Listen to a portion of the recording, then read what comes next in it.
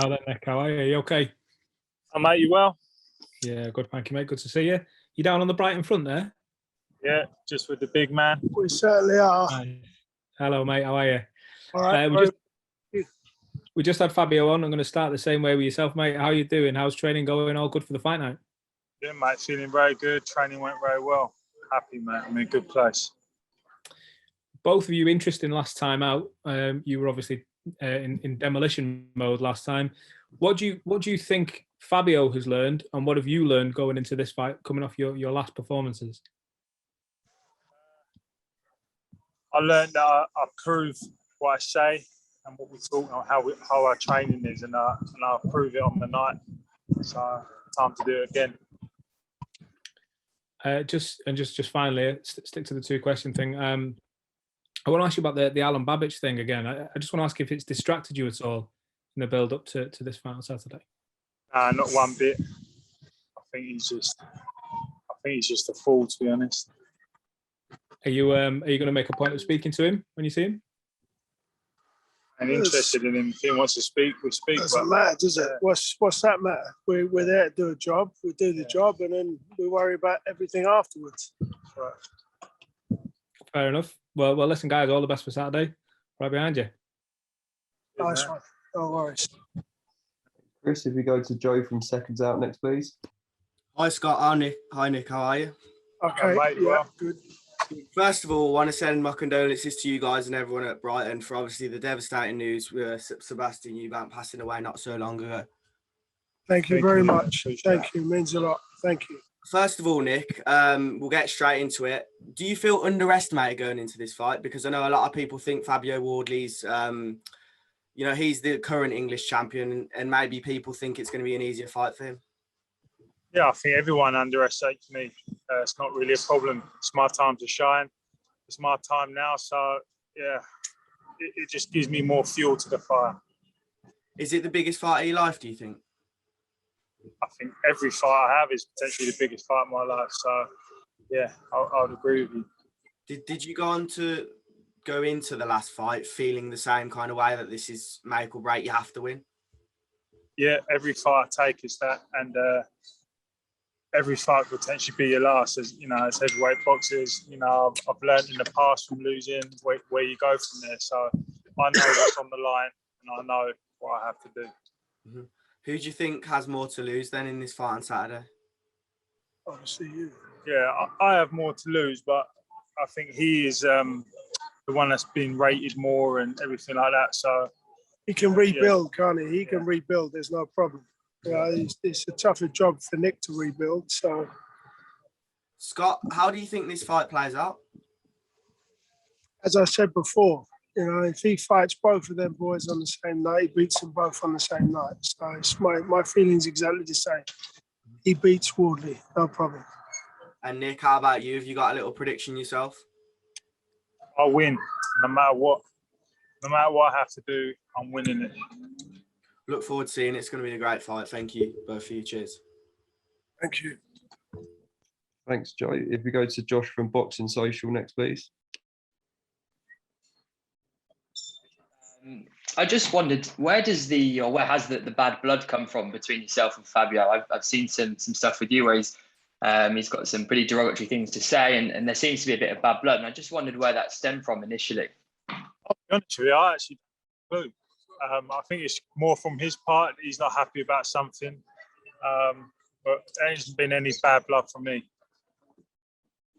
I take it as another fight. It's no different for me, mate. We like him. There's no problem.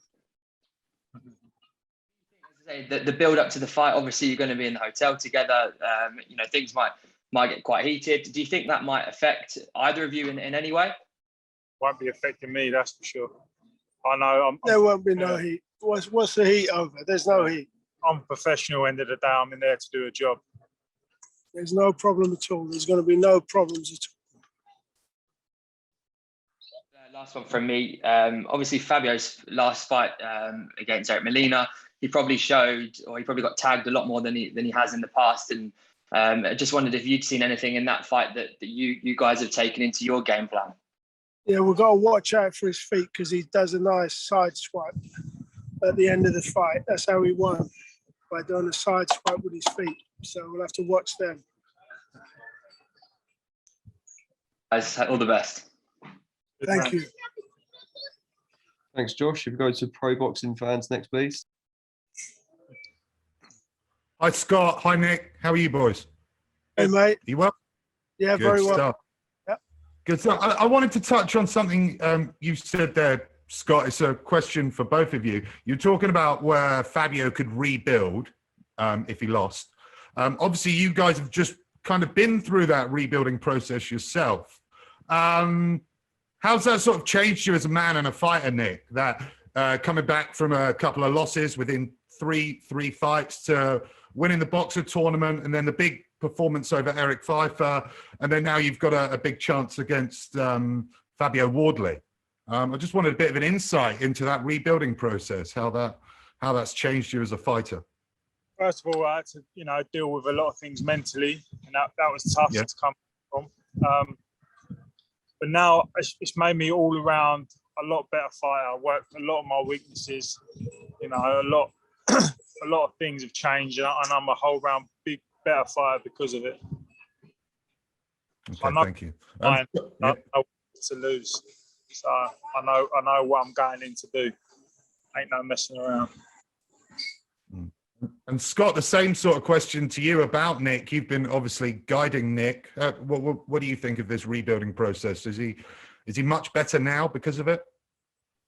I believe he is. I believe he's the best he's ever been.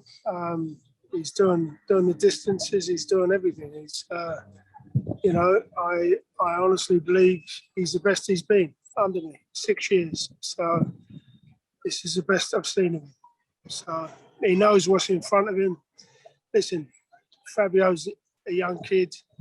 He's fit, he's strong, but he doesn't know what he's doing in there, which is obvious to anybody that knows.